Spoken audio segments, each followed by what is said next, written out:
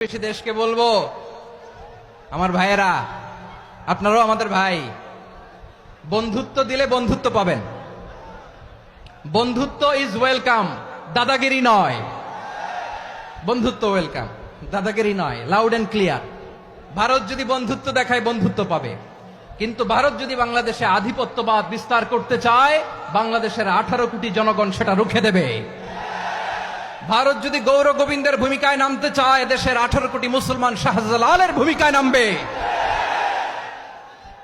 আজকে যে টপিকটা নিয়ে আমি আপনাদের সামনে কথা বলবো সেটা হচ্ছে আমাদের ধর্মীয় জীবনে, সামাজিক জীবনে, রাষ্ট্রীয় জীবনে ঐক্যবদ্ধ থাকার গুরুত্ব। The importance of unity in our life. আমরা ঐক্যবদ্ধ থাকতে চাই কি চাই না? এই আপনাদের গলার আওয়াজ।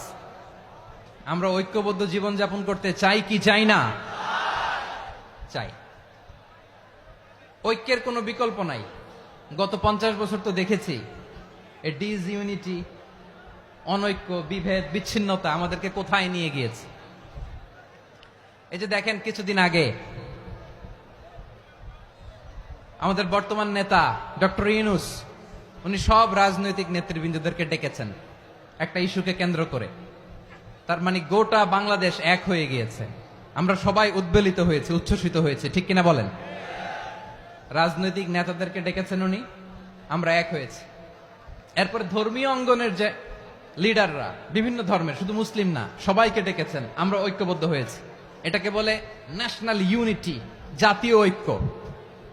যে কোনো ধরনের কনস্পাইরেসি, ষড়যন্ত্র, আধিপত্যবাদ মোকাবেলায় জাতীয় ঐক্যের চেয়ে মোক্ষম হাতিয়ার আর নাই। আমাদের একটা প্রতিবেশী দেশ আছে, আমরা আমাদের দেশ নিয়ে যত ভাবি তারা তার চেয়ে বেশি ভাবে। কথা বুঝতেছেন না? আরো ভেঙে বলতে হবে। আমরা আমাদের দেশ নিয়ে যত উদ্বিগ্ন, এদের আরো টেনশন বেশি। বলেন, আমাদের দেশে শান্তি আছে না নাই? আমরা হিন্দু মুসলিমে কখনো দাঙ্গা লাগে? আসতে বলেন, কেন লাগে?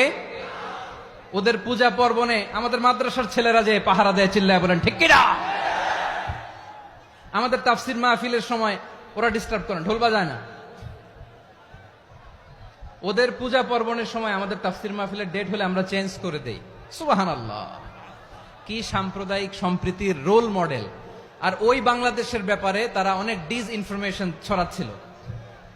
ভারতের অনেকগুলো গণমাধ্যম, আমি জেনারেলাইজ করব না, আমাদের প্রতিবেশী দেশের সব গণমাধ্যমকে আমি দোষ দিতে চাই না, অনেকগুলো গণমাধ্যম তারা ডিসইনফরমেশন শেয়ার করেছে। ডিসইনফরমেশন আর মিস ইনফরমেশনের পার্থক্য আছে। মিস ইনফরমেশন না জেনে ভুল বুঝে একটা মিথ্যা বা ভুল তথ্য ছড়িয়ে দেয়া, এটার ক্ষমা আছে, এটার কি আছে? আর ডিসইনফরমেশন মানে ইচ্ছা করে, প্ল্যান করে, ম্যাপ করে, ছক এঁকে মিথ্যা, গুজব, রটনা সোশ্যাল মিডিয়ায় ছড়ানো, এটার ক্ষমা আছে? আওয়াজ করে বলেন, ক্ষমা আছে? ভারতের কিছু গণমাধ্যম তাই করেছে। আমরা ব্যথিত হয়েছি, আমাদের হৃদয়ে রক্তক্ষরণ হয়েছে। আমাদের প্রতিবেশী দেশকে বলতে চাই, আমাদের দেশ নিয়ে আপনাদের ভাবার দরকার নাই।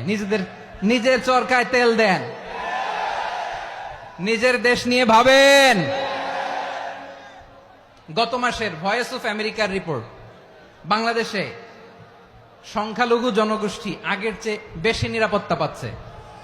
Report voice of America, Muslim report নাকি? মুসলিম জরিপ, ভয়েস অফ আমেরিকা। কথা বুঝে নাই বোধহয়। ভয়েস অফ আমেরিকা কি আমাদের রিপোর্ট? না, ভয়েস অফ আমেরিকার জরিপ, বাংলাদেশের সংখ্যালঘু জনগোষ্ঠী আগের চেয়ে ভালো নিরাপত্তা পাচ্ছে। শুধু এখানেই শেষ না, মাইক্রোসফটের একটা জরিপ শোনায় আপনাদেরকে। তারা সারা পৃথিবীতে গুজব, ভুয়া আর মিথ্যা নিউজ ছড়ানোতে কোন দেশ সেরা একটা রিপোর্ট করেছে। এর মধ্যে 1 নম্বরে এসেছে ভারতের নাম। মাইক্রোসফট তো মুসলমানরা চালায় না? কথা বোঝে নাই বোধহয়। প্রতিবেশী দেশকে বলবো, আপনারা নিজের চরকায় তেল দেন, আপনারাও শান্তিতে থাকেন, আমাদেরকেও শান্তিতে থাকতে দেন। সব চেঞ্জ করা যায়, প্রতিবেশী চেঞ্জ করা যায় না। আমাদের ল্যান্ড তাদের ল্যান্ড, পাশাপাশি। আমরা চাই তারাও সুখে থাক, আমরাও সুখে থাকি, ঠিক কিনা?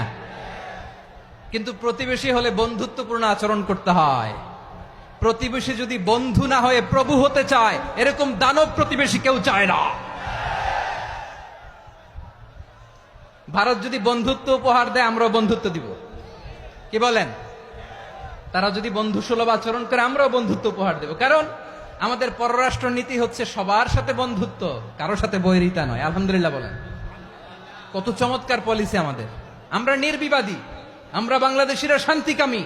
We are proud of that. এজন্য আমরা গর্ববোধ করি। আমাদের পররাষ্ট্র নীতি সবার সাথে বন্ধুত্ব, কারোর সাথে শত্রুতা নয়। তাই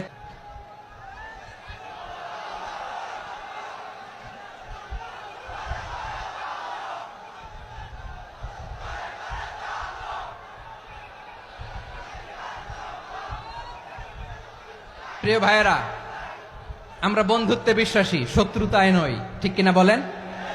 আল্লাহ আমাদেরকে বোঝার তৌফিক দান করুক। তাহলে এই যে তারা বলেছে এদেশে সংখ্যালঘুরা কষ্টে আছে, দুঃখে আছে, এটা কি ঠিক? বলেন, এটা কি ঠিক? না, তারা ডিস ইনফরমেশন শেয়ার করেছে, এটা ঠিক নয়। আমার প্রতিবেশী বন্ধু রাষ্ট্রকে বলবো, আপনারা এটা করবেন না, এটা করবেন না। আমরা শান্তিতে আছি, আপনারাও শান্তিতে থাকেন, আমাদেরকেও শান্তিতে থাকতে দেন। এই যে চিটাগাংয়ের অ্যাডভোকেট আলিফ হত্যাকাণ্ডে গোটা বাংলাদেশ আমরা ধৈর্যের পরাকাষ্ঠা দেখিয়েছে। চিল্লায় বলেন ঠিক কিনা?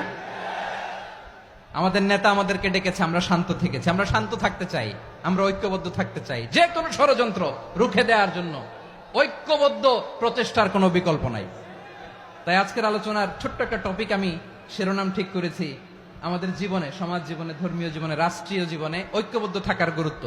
এবার আওয়াজ করে পেকুয়ার ভাইয়েরা বলেন, আমরা ঐক্যবদ্ধ জীবনযাপন করতে চাই কি চাই না?